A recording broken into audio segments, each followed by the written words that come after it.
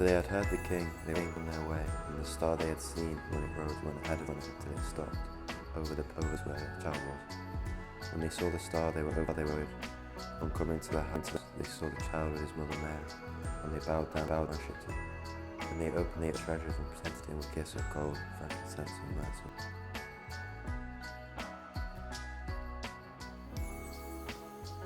There were shepherds living out in the fields nearby, keeping watch over their flocks at night. An angel of the Lord appeared to them. The glory of the Lord shone around them, and they were terrified. But the angel said to them, "Do not be afraid. I bring you good news that will cause great joy for all the people.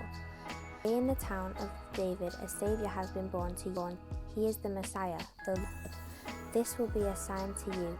You will find a baby wrapped in cloths and in a manger."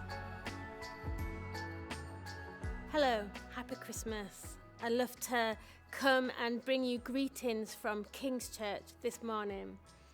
I want to start by referring back to the passage in Isaiah, which reminds us that even in the darkest moments of our lives, that we can know light. It says that in verse 1 of Isaiah 9, that the light has come to those who've been walking in darkness, and there will be no more gloom. I like that there will be no more gloom for those who are in distress. And this is a great reminder for us to know today, for those of us who may be feeling burdened or maybe feeling sad or overwhelmed, that we can remember the goodness of Jesus this morning. That Jesus is the light that has dawned. He is the one who brings freedom and joy. He is the one who promises peace. The passage in Isaiah is a promise of light and life coming to us.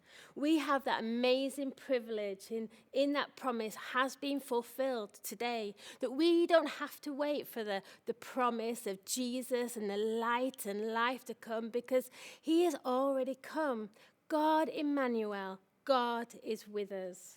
Whatever your Christmas is like for you, whether you have looked forward to today or whether you have dreaded it, I'm conscious that for some, Christmas can be a sad time, especially for those of us that are grieving a loss, maybe a loss of hopes and dreams that haven't been realized this year, or maybe someone special. Whether you are struggling with loss in your life or you are feeling ready to enjoy the day of festivities, you can know the gift of joy and peace that has nothing to do with circumstances, but it has everything to do with knowing and being in a relationship with Jesus. Today we can remember that whatever we need in the depths of our hearts, that we have a source of comfort and joy and peace that surpasses all understanding. And his name is Jesus. He is the source of our comfort and joy. And there is nothing that this world can offer us that will give us that comfort and joy that we long for. Isaiah 9 verse 6-7 says this: "For to us a child is born, to us a son is given, and the government will rest on his shoulders. And he will be called Wonderful Counselor, Mighty God, Everlasting Father, and Prince of Peace.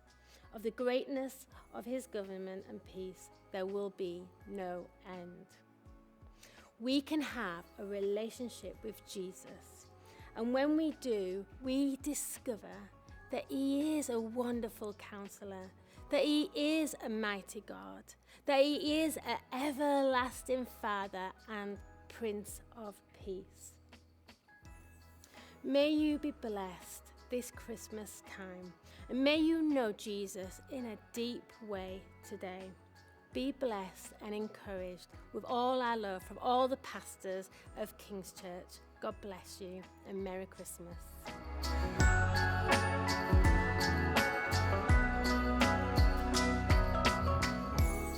For to us a child is born, to us a son is given, and the government will be on his shoulders.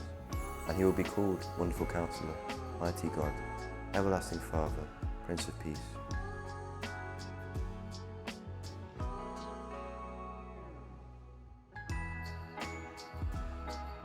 So Joseph also went up from the town of Nazareth in Galilee to Judea, to Bethlehem, the town of David, because he belonged to the house and line of David. He went there with Mary, who was pledged to be married to him expecting a child. While they were there, the time came for the baby to be born, and she gave birth to her firstborn, a son. She wrapped him in cloths and placed him in a manger, because there was no guest room available for them.